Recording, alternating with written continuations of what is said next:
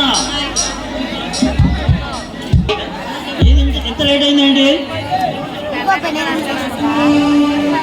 నీకే బాబు, నువ్వు మగాడి ప్యాంట్ చొక్కా వేసుకుని వస్తావు. మేము రావాలంటే ఎన్ని ఉంటాయి నీకేం తెలుసు? అవునులే, మీ ఆడవారికి అర్థం చూస్తే అయస్కాంతంగా అతుక్కుపోవడం అలవాటేగా. అలా ఉండకపోతే మీ మగవాళ్ళ కళ్ళకి మీ మానం కదా. ఆ కంటికి కనపడాలనా లేదా మా మనసులో దోచేయాలనా?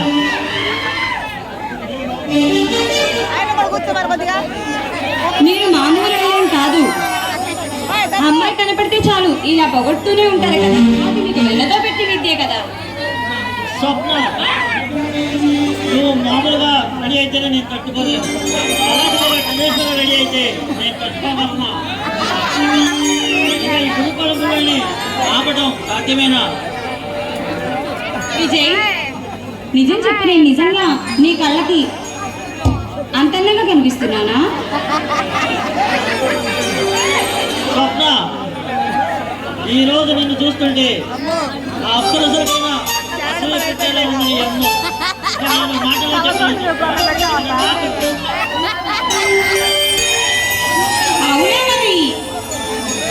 ఇంకా ఏమనిపిస్తుంది నన్ను చూస్తుంటే? ఇక నేను మాటలో చెప్పాలని చూస్తాను. ఏకాది సేవలో